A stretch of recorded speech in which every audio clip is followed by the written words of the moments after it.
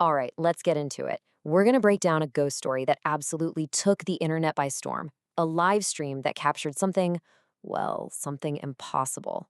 And this isn't just your typical haunted house story. No, this one gets into the really tricky stuff, like the thin line between what we see and what's real, and it all centers on a social media challenge that went so wrong.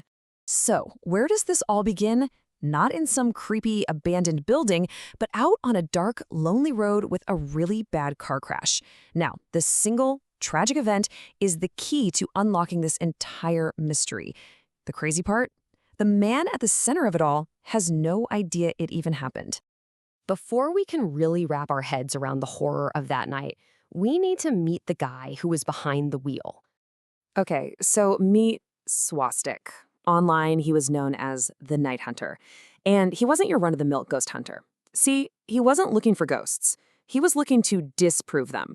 The guy had millions of subscribers, and his whole brand was built on going into the spookiest places on Earth.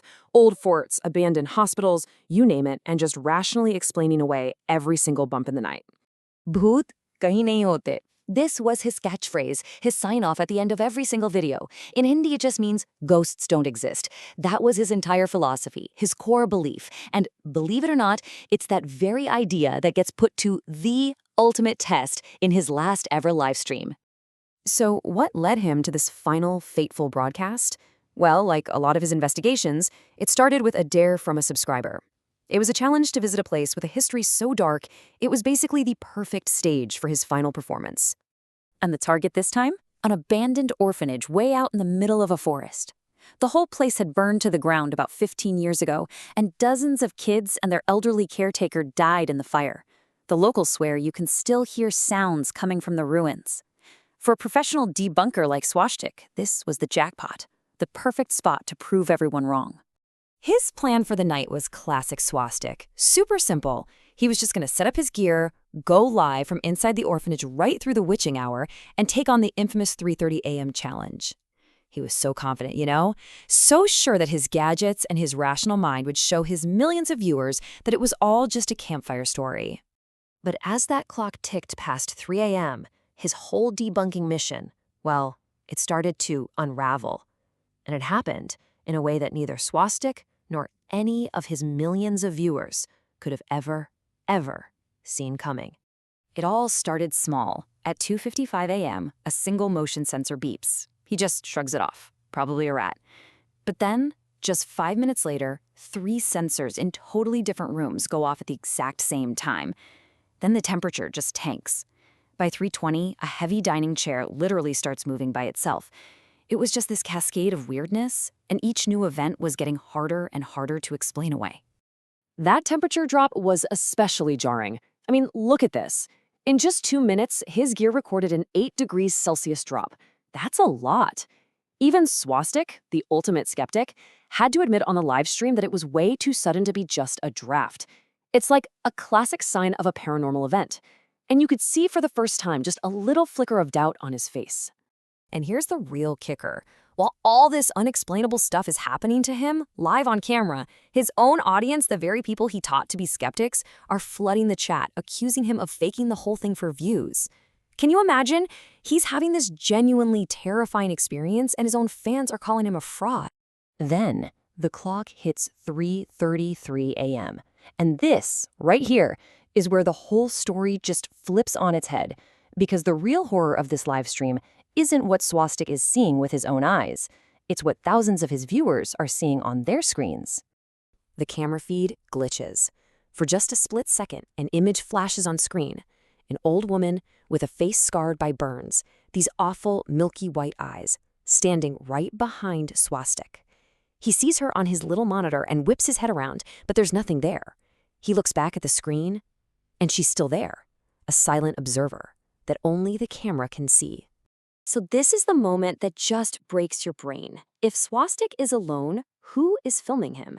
And maybe even creepier, who's typing in the chat? Because the comments are about to reveal a truth that's way more terrifying than any ghost. At first, it's just pure panic in the comments, right? Thousands of viewers are just spamming the chat trying to warn him, "Dude, run, she's right behind you," yelling at a guy who can't even see what they are seeing. And then this one comment just cuts through all the noise from a totally random user. It's a chilling, impossible statement that changes everything. Swastik is already dead. The final, devastating confirmation comes from the most impossible source you could imagine: Swastik's own official, verified YouTube account. A new comment pops up. "You really are dead." He sees it on his monitor and probably thinks he's been hacked. But the truth, the truth is so much stranger than that.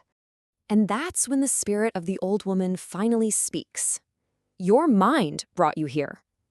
She explains that his physical body is long gone, but his obsession, his nonstop need to challenge and debunk the unknown, was so powerful that it literally pulled his consciousness, his spirit, to this place right after he died.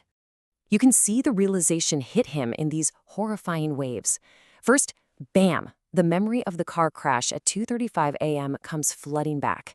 Then he looks down and sees his feet aren't touching the floor anymore. He's floating. He looks at his own hands, and he can see right through them. The ultimate rationalist is forced to accept the most irrational reality possible. He's a ghost. Suddenly, the camera just drops to the floor. But the live stream doesn't stop. It keeps recording, and it captures this final, haunting image. Swastik's form now almost completely translucent, being led away by the old woman's spirit before just dissolving into thin air. The next morning, the police find the camera inside the ruins, and it's somehow still recording. Now, the official report is crystal clear. Swastik died in that car crash miles away at 2:35 a.m., almost a full hour before the craziest part of the live stream even happened. So that leaves this impossible question. If he was already dead, how in the world did his camera end up inside the orphanage? And who filmed that last terrifying frame? And that's really the question that sits at the heart of this whole terrifying story. What if our consciousness isn't really tied to our body? What if the mind is just so powerful that it can build its own reality, even after the body is gone? It kind of makes you wonder, right? If you died, would you even know it?